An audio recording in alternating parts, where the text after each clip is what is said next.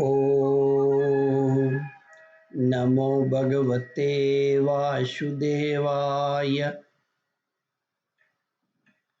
श्रद्धालु भक्तों, श्रीमद् भागवत पुराण के सप्तम स्कंद के 14वां अध्याय के अंतर्गत गृहस्थ संबंधी सदाचार का प्रस्तुतिकरण करूंगा। इसके पहले 13वां अध्याय समाप्त हो चुका है। जहां तक आप कथा श्रवण कर चुके हैं उसके आगे का प्रस्तुतिकरण करता हूं। या राजा युधिष्ठिर ने पूछा, देवर्षि नारद जी, मेरे जैसा गृहस्थ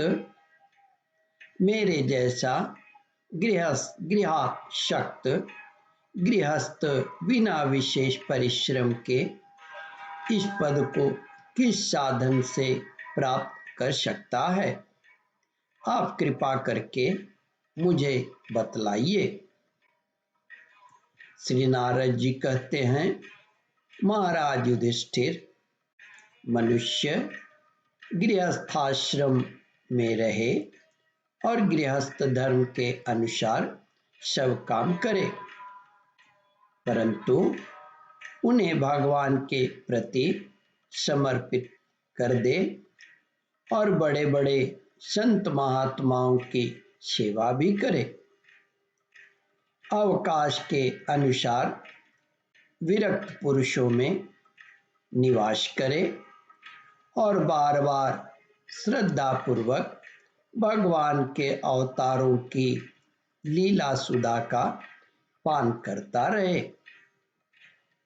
जैसे स्वप्न टूट जाने पर मनुष्य स्वप्न के संबंधियों से आसक्त नहीं रहता, वैसे ही ज्यों-ज्यों सत्संग के द्वारा बुद्धि शुद्ध हो, त्यों ही त्यों शरीर, स्त्री, पुत्र, धन आदि की आसक्ति स्वयं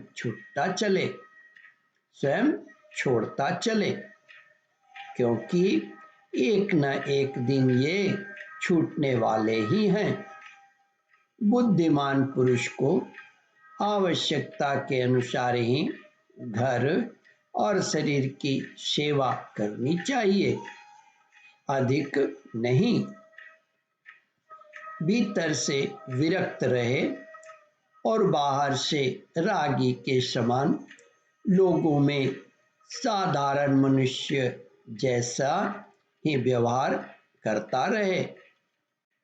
माता पिता, भाई बंधु, पुत्र मित्र, जाति वाले और दूसरे जो कुछ कहें अथवा जो कुछ चाहे, भीतर से ममता न रखकर उनका अनुमोदन कर दें। बुद्धिमान पुरुष वर्षा आदि के द्वारा होने वाले अन्नादि, पृथ्वी से उत्पन्न होने वाले सुवर्ण आदि, अकस्मात प्राप्त होने वाले द्रव्य तथा सब प्रकार के धन भगवान के ही दिए हुए हैं, ऐसा समझकर प्रारब्ध के अनुसार उनका उपभोग करता हुआ संचय न करे। उन्हें पूर्वोक्त साधु सेवा आदि कर्मों में लगा दे। मनुष्यों का अधिकार केवल उतने ही धन पर है जितने से उनकी भूख मिट जाए। इससे अधिक संपत्ति को जो अपनी मानता है वह चोर है, उसे दंड मिलना चाहिए।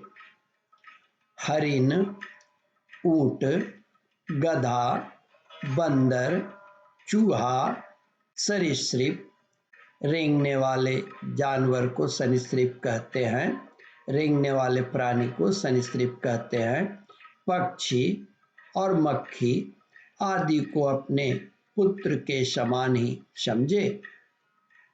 उनमें और पुत्रों में अंतर ही कितना है।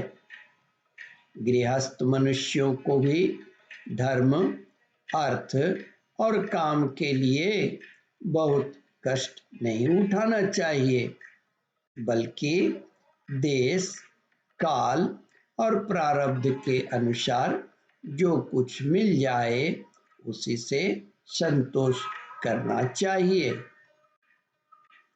श्री नारद जी कहते हैं, युधिष्ठिर, अपनी समस्त भोग सामग्रियों को कुत्ते, पतित और चांडाल पर्यंत सब प्राणियों को यथायोग बांटकर ही अपने काम में लाना चाहिए। और तो क्या, अपनी स्त्री को भी, जिसे मनुष्य समझता है कि यह मेरी है, अतिथि आदि की निर्दोष सेवा में नियुक्त रखे। लोग स्त्री के लिए अपने प्राण तक दे डालते हैं, यहाँ तक कि अपने माँ बाप और गुरु को भी मार डालते हैं। उस स्त्री पर से जिसने अपनी ममता हटा ली, उसने स्वयं नित्य विजयी भगवान पर भी विजय प्राप्त कर ली। यह शरीर अंत में कीड़े, विष्ठा या राख की ढेरी होकर ही रहेगा। कहाँ तो यह तुच्छ शरीर और इसके लिए जिसमें आसक्त होती है, कहाँ तो यह तुच्छ शरीर और इसके लिए जिसमें आसक्ति होती है वह स्त्री, और कहाँ अपनी महिमा से आकाश को भी ढक रखने वाले अनंत आत्मा है। ओम परमात्मने नमः।